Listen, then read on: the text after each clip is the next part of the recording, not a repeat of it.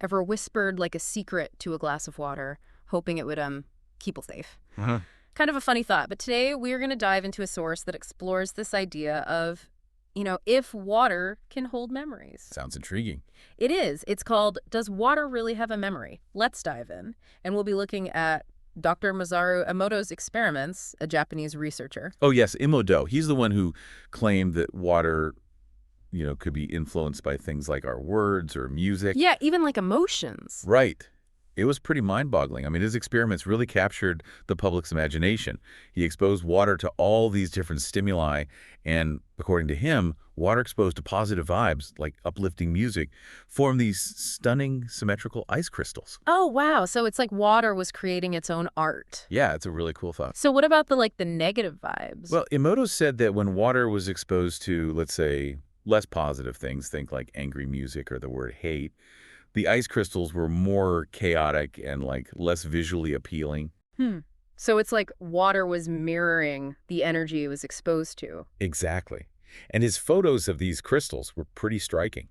It's no wonder they resonated with so many people, especially those interested in, holistic and alternative wellness. I can see how that would be super compelling. But what about the scientific community? I'm guessing they might not totally buy into this water memory idea. Yeah, you're right. The mainstream scientific perspective on water memory is pretty different. To really understand why, we need to dig into how water molecules behave. They're constantly, bonding and interacting. And these bonds are called hydrogen bonds. Right. Hydrogen bonds. Yeah, and these interactions create temporary structures, but they are so incredibly short-lived. We're talking picoseconds. Picoseconds. Yeah, 1/trillionth of a second.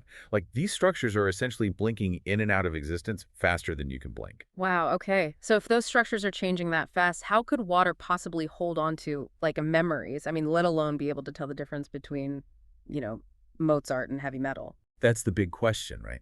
The very nature of those fleeting hydrogen bonds makes it pretty unlikely that water could retain information in a way that, we would traditionally understand as memory.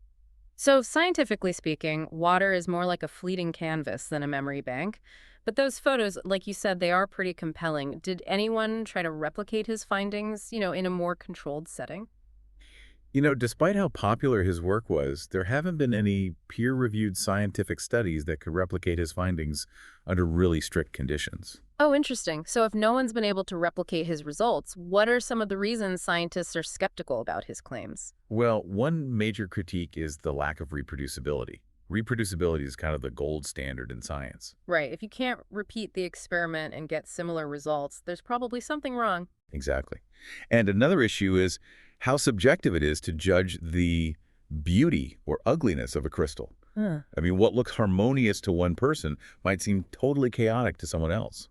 It's not a very reliable measurement from a scientific point of view. Right. It's totally subjective. And then there's the issue of uncontrolled variables, like temperature, impurities in the water, even the freezing process itself.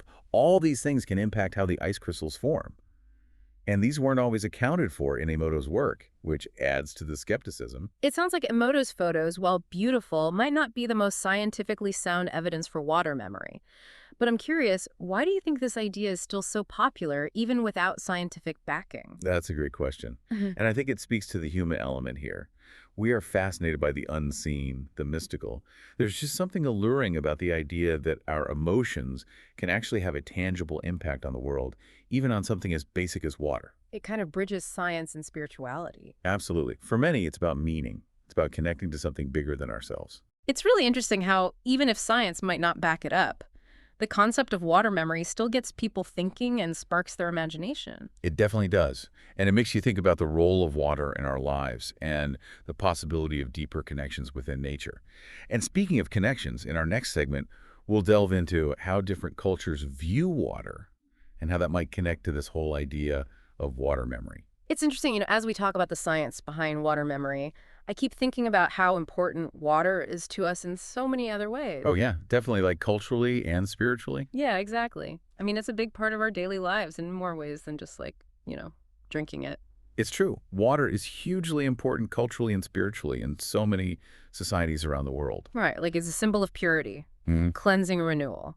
Yeah. In lots of religions, water is part of rituals. Oh, It's absolutely. Yeah. ceremonies, Yeah. like baptism in Christianity, Uh-huh. or the cleansing rituals with water in Hinduism and Islam. Right. Water seems to connect us to something bigger, like something beyond just everyday life. I think that connection, that reverence for water, might be a reason why people are drawn to this idea of water memory, you That's a know? good point. It's like it makes it possible that what we think and how we feel could leave a mark on water, which we see as sacred. I see what you mean. It's like a modern myth in a way. A water myth, I like that. Yeah. Myths can have deep meaning, even if they're not literally true. Oh, they absolutely do. They tell us about shared human experiences. They explore our hopes and fears, our connection to nature. And this idea of water memory sort of taps into that ancient wisdom that everything is connected, Yeah. that we're all part of a bigger web of life. So even if science says water doesn't literally remember, the concept makes us think about our connection to the world around us. Yes, even at a molecular level. It suggests that everything we do, our words, our thoughts, they have an impact. Like ripples spreading out. It makes you think about how we treat the environment and, our own well-being. It really does. If we accept that our thoughts and feelings can affect water, it changes how we think about our responsibility to the environment. Right. So it's not just about polluting the water, but the energy we put into it. Exactly. And personally, it could push us to be more positive. Because those positive emotions would have a ripple effect. Yes, not just within us, but in the world too. So it's about being aware of the energy we bring to everything, even to a glass of water. I think that awareness, even if water doesn't literally remember, can bring about positive change for ourselves and the planet. That's a really important takeaway. It's not just about science, but understanding the mysteries of nature and how we're all connected. Well said. And that's a good point to consider as we move into our last segment. We've covered Emoto's crystals, the science against it, the cultural and spiritual side of water, and how that links to memory. And in our final part, we'll go even deeper. We'll talk about the bigger implications of water memory and what it means for how we understand consciousness, our relationship with nature, and maybe even reality itself. Okay, so we're back for the last part of our dive into water memory. We've talked about the science, the cultural side, the mystery, but where does all this lead us? What's it all mean? Yeah, that is the big question, isn't it? Yeah. Even if we take a step back from whether water literally remembers, this exploration makes you think about some pretty deep stuff, like consciousness, our relationship with nature, even the nature of reality itself. Wow. Okay, Yeah. you've got my attention now. What kind of implications are we talking about here? Well, think about it. The idea of water memory, even if it's a metaphor, makes us rethink the lines between living and non-living matter. Like if water, this simple substance can be changed by our thoughts and emotions. What does that mean for how connected everything is? It's like that saying, we're all connected like drops in the ocean, but now those drops could be carrying information memories from one to another. That's a pretty amazing idea. Right. And it makes you wonder about consciousness itself. Is it only in brains? Or could it be in other things like water? That's getting deep. Are we talking about like a total change in how we see the world? It's possible. Mm-hmm. It encourages us to be more open-minded and think that maybe our current scientific understanding isn't the whole story. So if we go with this idea just for a minute, what are the real-world implications? How could this change our views on things like the environment or personal well-being? That's where it gets really interesting.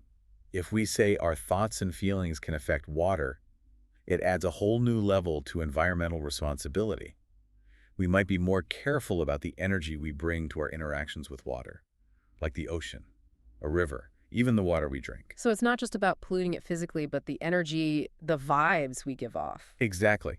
And on a personal level, it could make us want to have more positive emotions, knowing they could have a ripple effect, not just within us, but out in the world. It's like we're more aware of the energy we put out there and how it might interact with everything, even at a tiny level. Precisely. And that awareness, even if water doesn't literally have a memory, can be a strong force for good change, both for us and the planet. This whole discussion has been amazing. We started asking, does water have memory? And ended up exploring consciousness connections and what reality even is. It's wild how a simple question can lead to such deep thoughts. So as we wrap up our dive, what's the one thing you hope our listener takes away from all this? Stay curious. Stay open to new ideas. Never stop looking into the mysteries around us. Even if water memory is more of a metaphor, it reminds us that we're part of something bigger. And our thoughts, our intentions, our very being matters. Well said. And to our listener, we leave you with this thought. What if the biggest memory water holds is a reflection of our own awareness, our connection to all of creation? Keep exploring those big questions, and we'll see you next time for another deep dive.